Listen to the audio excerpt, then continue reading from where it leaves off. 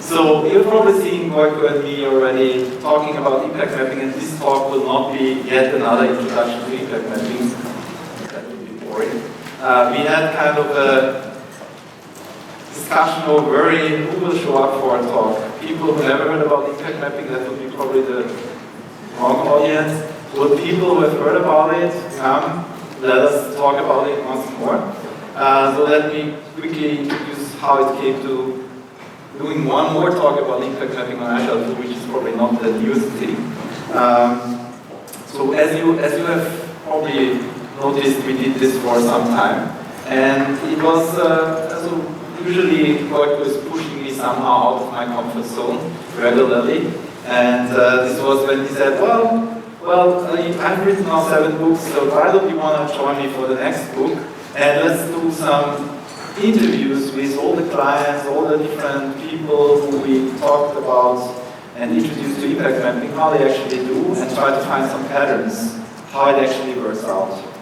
And so he successfully pushed me out of my comfort zone again. So we have been doing interviews for some months now. We're collecting the materials, we're trying to structure it, finding out how impact mapping turns out in reality after us coming in or other consultants coming in, showing how it works initially and then what happens afterwards, and what kind of patterns, what kind of tips, what kind of facilitations can we derive out of that. And this is what this talk will be about, our current findings. It's a kind of work in progress, so no final conclusions, but I think we have enough material collected to get feedback to present, and that's actually what we're interested in also.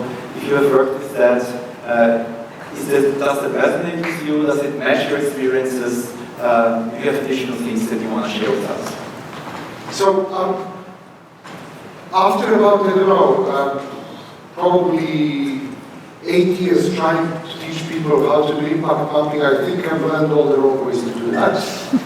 And I think I've picked up what most people get confused with. So, hopefully, people have seen some kind of version of this picture at one point or another. So, has anybody in this room never ever heard of impact mapping before?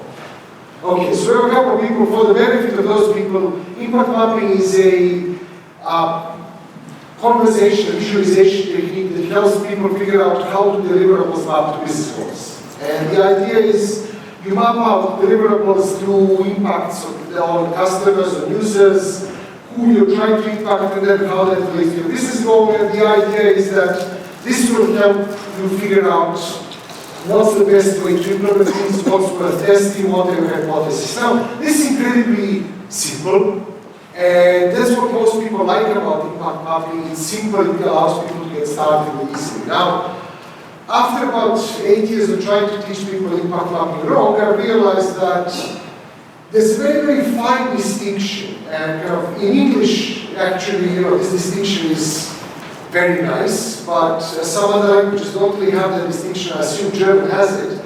Something might be really simple, meaning I can explain it in about 10 seconds and people can understand this, but it's not necessarily easy. So simple and easy are not the same thing. So it's really difficult to actually do this stuff, but because it's so simple, people think, we can just jump into this and it's all going to be amazing. And after, a bit of time, we're even now seeing people get into cloud impact mapping. We're at that stage now, where, we're following this diagram, but actually we're not really getting a lot of value out of it. And that's part of why we started looking at how do we actually get value out of this. So how we did this is it's not only people we interacted with directly, but we had other people who also taught that method and who also had their own clients consulting, and we run a couple of interviews. So since like half a year, we do regular interviews. We are reaching out to friends, consultants we know, referrals we get, and try to get some stories of how did it actually work out in your context, and we try to see a common theme.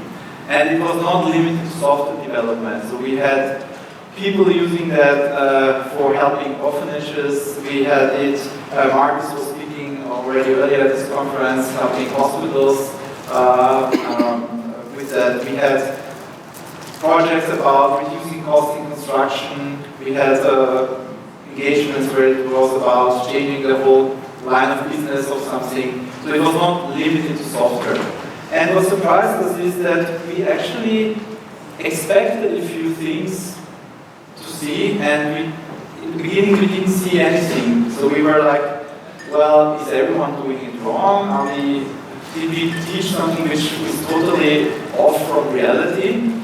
And only after some time we realized that there is actually 4 kind of contexts that we saw recurring in which impact mapping was used. And these 4 kind of contexts were actually the things that determined how things went, what was important, and what actually is happening in this context. And this is the first thing we found out so far. It's very important to understand which context you're applying impact mapping. Depending on which context it is, there might be totally different ways of using it. And that's one of the things we want to share with you, and this is what we go to dig deeper into. So the first kind of big and important context that we think exists there is when people use impact mapping to focus delivery. This is usually when people have objectives, and objectives are kind of known, but there's lots and lots and lots of objectives. And people need to figure out how do they coordinate this and how do they choose the right things to do. So one of the best examples of how this turned out to be kind of helpful in that context is where we interviewed a big government agency in the US. Because we're still going through all the approvals and everything, I can't really name any names, but when the book comes out, we're working so that we can actually publish all the data. So we spoke to a big government agency in the US where when the person who spoke with took over the department, they found that there's been 18 months of coming up with business plans and objectives and justifying the value of all the deliverables and things like that. So he organized a big meeting where he congratulated everybody on the 18 months of work. That was kind of a block of papers like this, and then he threw it all into the trash can. And people started panicking, and we actually spoke to both sides. We spoke to the people whose plan he threw into the trash can, and they were really impressed at this point. But after a couple of years of actually working without that big plan and organizing this, they were able to reach what they call full operational readiness, which means deploy everything to production 2 years earlier than expected. So I think that's quite amazing as a kind of story for that. So the next context we found is what we call currently reframe a problem. We had several instances where this happened. It was in some parts where there was one person somewhere in the organization who had all the knowledge, and it was even a reference document they had, and it was actually not known to the rest of the team what kind of knowledge is there.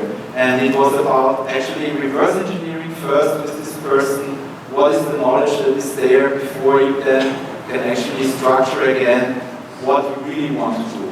The other one was initiatives that even started where everyone had forgotten about the goal. Often there was a pre-study happening, and then there was a gap between the pre-study and the actual start.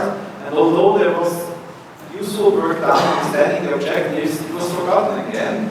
And in the context we found under reframe a problem, this was found out again, and people were actually trying to reverse engineer what was found in this pre-study, and then reframe what we are actually doing, because originally this was forgotten, the wrong things were built up in the backlog, and in this case this was reverse engineered, and then they reframed the problem that they tried to solve, and this brought actual big advantages. So there was one case with construction where they were building something for improving construction efficiency in building up the city again after a major catastrophe. And originally they planned to have a savings of 2.4 million out of that.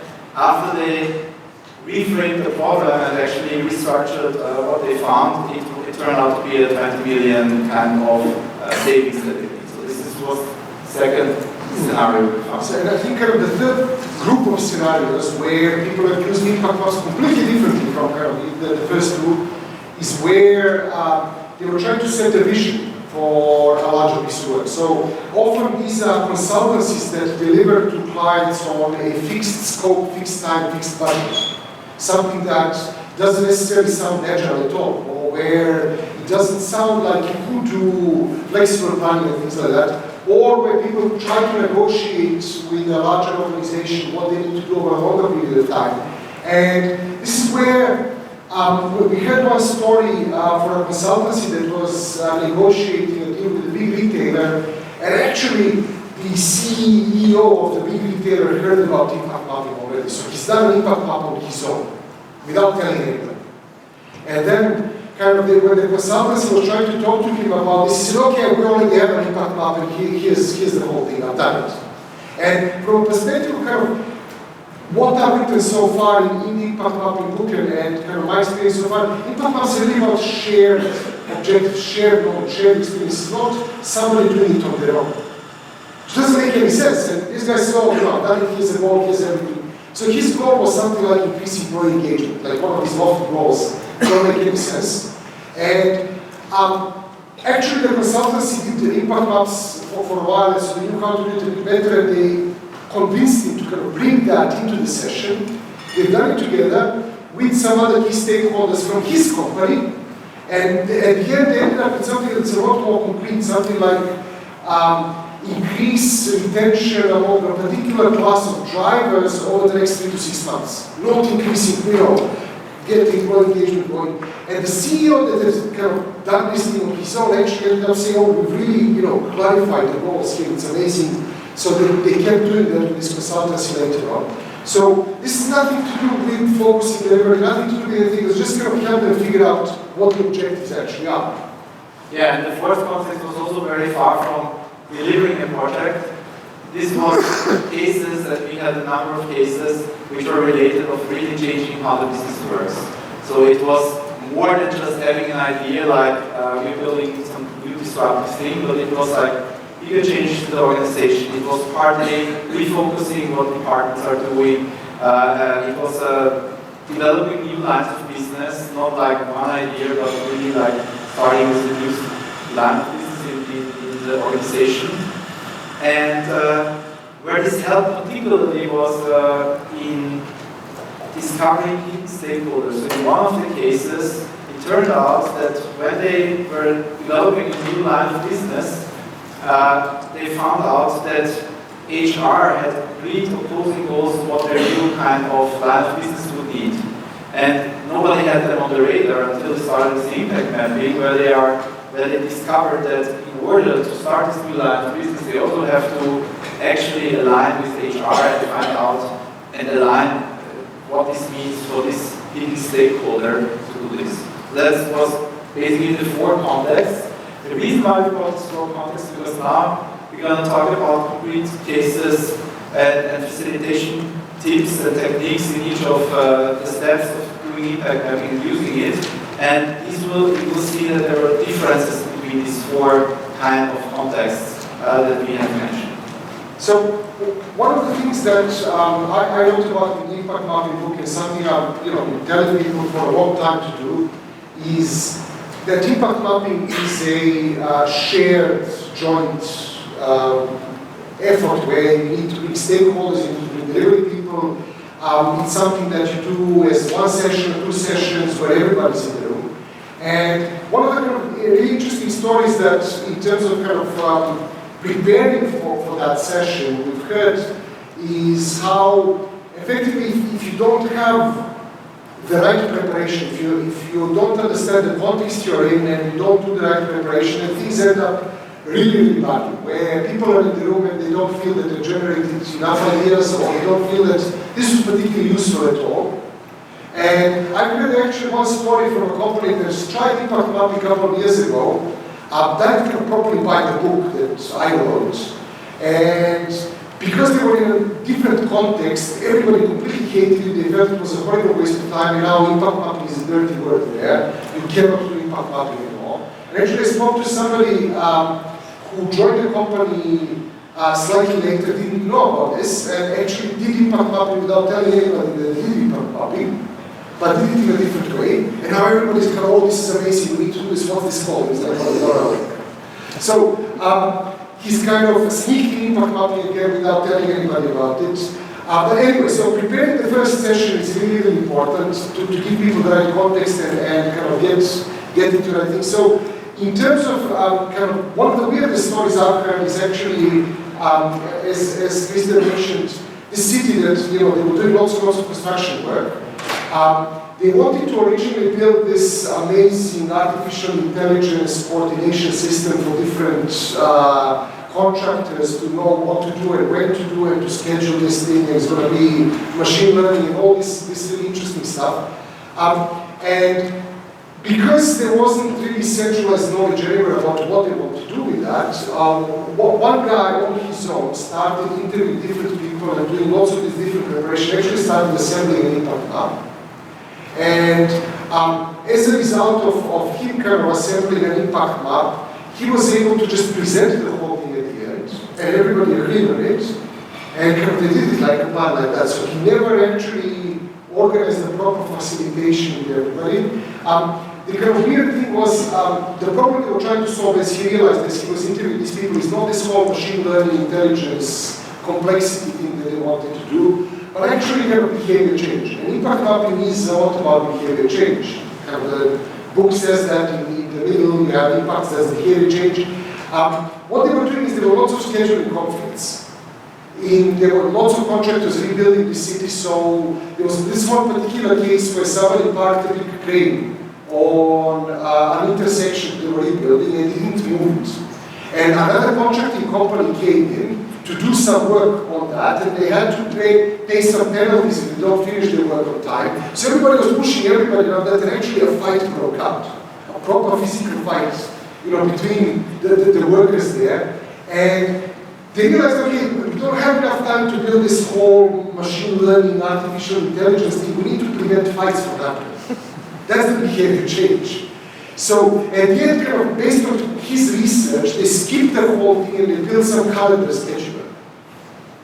And as Christian said, instead of saving 2 million in construction costs, they saved 20 million as a result of that. So, my big lesson is if you want to prepare for the first session and you're in kind of the context of actually reframing the problem, you don't want everybody to do it. You don't want this kind of session that I was talking about in the book. You want one person to go and actually interview lots of different people, read this documentation, figure out what's going on, and prepare for that, maybe just present it. Because there's extra knowledge there that's just hidden. So, from a completely different perspective, if you want to set a vision, you actually want everybody in the room, and you want everybody in the room, but you need to get people to come up with a draft of a goal before getting into the session. If you don't have at least a draft of the goal, the session is going to fail.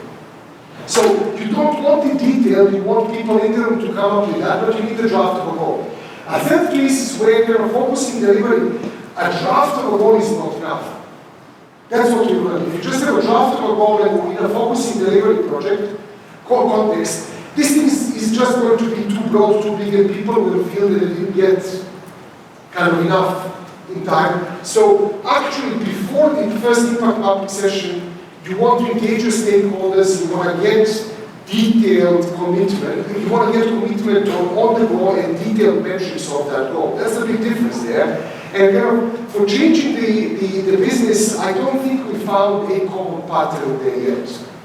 We've interviewed a couple of companies, and if you maybe try to do impact mapping to restructure your business, we'd love to talk to you about what you've done to prepare for the session. Because, as Christian said, this is still work in progress. I don't think we have discovered all the patterns there. So, as a bonus tip for preparing the first session, something that we kept hearing over and over and over again is how useful it is to actually show an example of a simple impact map on your particular domain. Something that you prepare, it doesn't need to be perfect, it doesn't need to be too detailed, actually avoid being too detailed, but don't show people a generic picture like I showed at the start. Show people a picture that relates to their particular domain. That's relatively simple because that helps really focus the discussion on more. So, Right. So the next thing we looked into how did the different contexts facilitate the impact mapping session? What kind of problems came there up? One of the most surprising, or I would say weirdest problems we found again was Marcus, who told us that one of his biggest facilitation problems was a pack of stickies cost $50 or 50 euros in Indonesia, where he was working. So he had to come around that. But actually, there were some interesting things we found in facilitation tips that were again somehow tying back to the different contexts we saw. In terms of when you set a vision, this was a case where we had a tax office, a governmental entity for taxes, and they had the problem that they started their session without the senior stakeholders, people who could give some kind of high-level decisions, and they were getting much too broad because they couldn't find out how far they can influence and when is the border where they should actually stop and say, okay, this is something we cannot influence. They had things like, could we somehow change legislation? Could we do certain things in governmental area which was clearly out of boundaries for them. So for them, the key facilitation tip was having those people who are about to deliver be together with those who are actually stakeholders who can make decisions about where does the sphere of influence end, where does it end, that what you can actually move. As opposed to when we had the focus, and the other thing was, it was important that they didn't discuss in the first step the deliverables, but they talked about the influence, what is influenceable, what is not how to influence it. As opposed to the second one, which was when they had actually Sorry? So as opposed when they had actually focused delivery, where it was also important to have senior stakeholders there, but there it was more about discussing the deliverables and actually focusing on it. So we saw quite different kind of contradicting advice, and it was really like, are you trying to set a vision here? And do you need to focus on how far can you go with influences, versus do you want to focus your delivery, and hence it's useful to discuss with the team what you actually want to do, what's the smallest thing we can do to move something, and it was not so much anymore about the discussion of the influences. Reframing the problems, as you have heard already, here the key was this key theme, not bringing everyone into one room, but it was really like, it was several meetings, it was smaller groups, it was not bringing everyone together, which was the important thing that we had here. And in terms of changing the business, the story I told about HR before was something that popped up in reviews. So they worked it out, those people who were about to change the business, who were coming up with the new ideas, and then they made afterwards offline review with key stakeholders. So they tried to brainstorm who might still have an influence on that, and they reviewed it with them offline, and so that's how they actually discovered that there was key stakeholders who they would need to align with. So again, different types of interaction around the same concept of an impact map, but very different in what you do first, what you focus in the session, and what you do afterwards.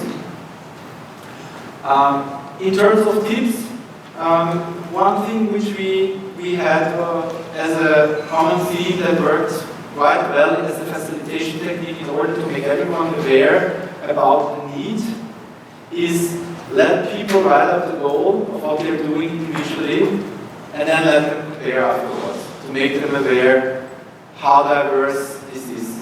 So this usually was the eye-opener for everyone and got them going to actually work. The other thing was, what we found is, don't get stuck with a certain path in working on the impact map. So if you have the impact map, you have the goal, you have the actors who can help or hinder the goal, you have the behavior changes, then you have the deliverables. In the example example I gave with the tax office before, people got stuck in discussing who else could influence what they are going to do. They were getting a lot of actors, and they were not really talking about the behavior changes initially. When the senior stakeholders were brought in, they were focusing first on what kind of behaviors can be changed, and then actors emerged out of that. So don't go straight the levels, but start with what you know, and work from there in the other directions that you need. So the next big difference between the four contexts, again, is what people did after that session, how they documented the results of the session. And again, in the book, you know, I guess this talk would have been called What I Learned Since the Book. In the book, I suggest, well, keep the map, revisit the map, keep the map visible somewhere, make sure that, you know, all the data is there. Where we found lots of people that actually didn't do that and got a lot of value. And we found people that got stuck with kind of maintaining the map and actually figured it was a waste of time. And again, different topics, different things really matter. So one of the weirdest stories we've heard about kind of documenting the outcomes was from this a group of people that they had some experience with impact mapping on a software project, and then one of them got hired to help a government agency that is managing 6,000 orphanages. And he realized they have kind of similar problems. They have these problems that people have in software, so maybe impact mapping is going to work.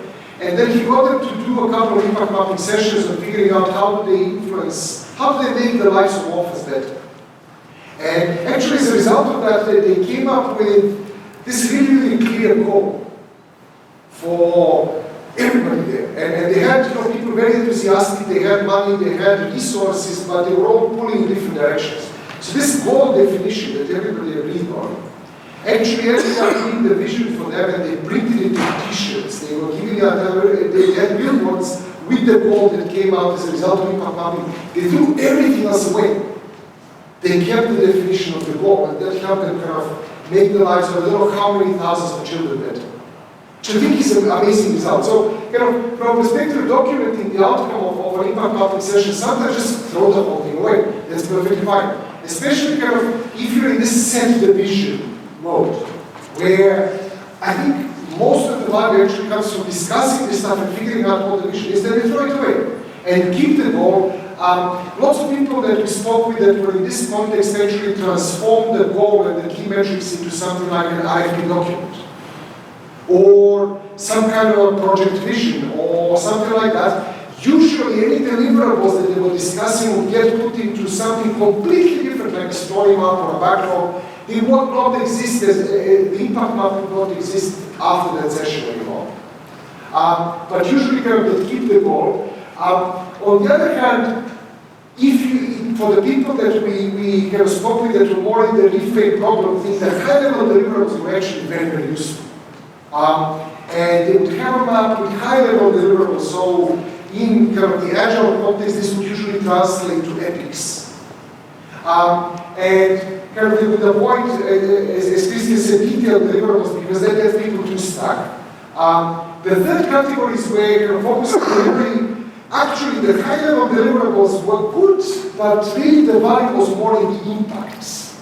So where people got the most value working in the kind of focus delivery is actually on the map, figuring out what are the measurements for the impacts, and being very, very strict about the measurements for the impacts, and documenting those because they can use it for the next step. So the high-level deliverables, they were useful, but actually just as a background for having good metrics for impacts.